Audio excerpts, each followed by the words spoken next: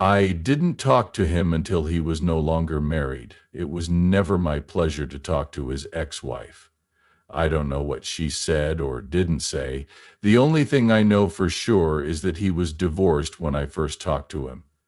I know we're not going to talk about the private things he told me about his wife. She still works for him, though. Therefore, I mean to say, again, that they work together. There's no anger or anything like that going on there. How can a woman who says she is Christian keep another man's husband when he's still married to his own wife? Okay, a lot of things are going on in Christendom, and this one has a lot of people confused. Before we start, I'd appreciate it if you liked, commented, and turned on the bell to let you know when I post something new. Let us now talk about the specifics of this story that is making a lot of people angry. Doug and Joni say that their relationship was planned by God and that God brought them together. Many people have wondered if God was really involved because of how quickly their relationship grew and the problems that came up because of it. Some critics say that their choices may have been affected more by their feelings and wants than by spiritual guidance. People looked askance at Joni Lamb and Doug Weiss's relationship, which finally led to marriage. It seemed too soon for someone like Joni, who lost her husband Marcus Lamb in November 2021. A lot of people were not sure if Joni was really ready for a new relationship or if she was just looking for comfort in Doug during a tough time. Everyone deals with loss in their own way, but the timing of this new relationship has made people wonder if it was based on real connection or emotional dependence. Different people have different thoughts on Joni's decision to move on so quickly. Some say that everyone deals with grief in their own way and that Joni deserves to be happy after such a terrible loss. Others, though, think that what she did was disrespectful to Marcus's memory and made people question her reasoning. When they started dating, Doug was still married, which made things worse. A lot of people have wondered if Joni was thinking straight or if her grief was getting in the way of her judgment. A bigger question has been raised about how long someone should wait to start dating again after the death of a spouse, especially if they are in the public eye, where things get even more difficult. Doug Weiss was still married to Lisa Weiss when he started to support Joni after Marcus died. This is what Joni said. She talked to Doug for 19 hours the night Marcus died. People have wondered if their emotional link went too far before Doug's divorce, even though this could be seen as a sign of support. Many people have asked why Doug, who is married, spends so much time supporting a widow who has lost her husband. People have different opinions on what emotional cheating is and whether Doug's actions were moral, since he is a marriage advisor. The fact that Doug was still married when he started to support Joni makes us really wonder what he was trying to do. Was he really trying to help a woman who had lost her husband, or was there something else going on between them from the start?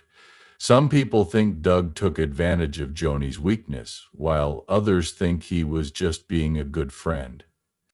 It's clear that this situation looks bad no matter what the goals are. Since Doug was still formally married to Lisa at the time, it's hard to ignore the fact that what he did could be seen as breaking his marriage vows. Speaking in public, Doug Weiss said that his wife Lisa left him, which is why he decided to file for divorce. However, there is proof that Doug was the one who started the split. People aren't sure about Doug's story because of this inconsistency. If Doug was the one who ended the marriage, it makes you wonder about his honesty about why he wanted to get a divorce. Some people have even said that Joni told Doug to leave his wife, which makes the story even more controversial. Many people are confused about who the real victim is in this case because of the different stories that have been told.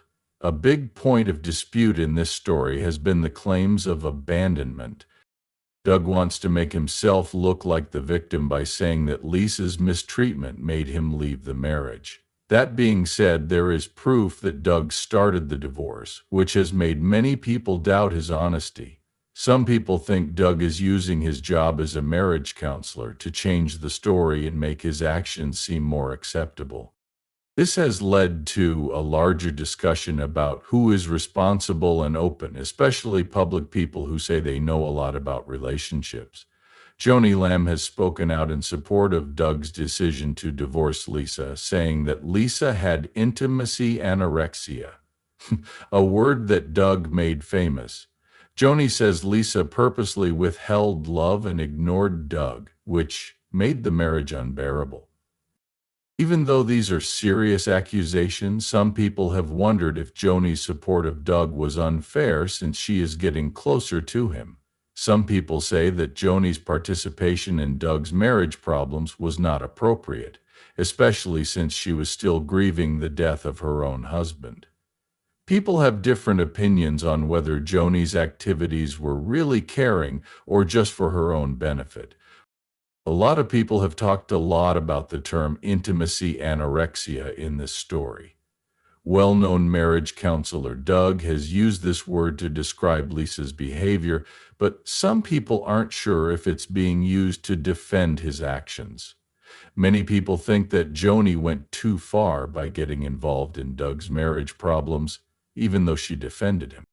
There has been a lot of talk about whether it's moral to support someone's choice to get a divorce, especially if you're dating that person. One of the most controversial parts of this story is the timeline.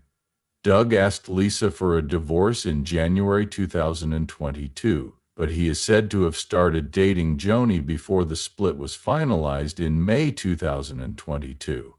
This directly goes against Joni's claim that she and Doug didn't talk until after they got divorced. Because the dates overlap, people are wondering if Doug and Joni's relationship had anything to do with his marriage ending. A lot of people have said that the couple was dishonest and didn't respect Lisa by not waiting until Doug's divorce was finished. A big source of disagreement is the time frame of Doug and Joni's friendship.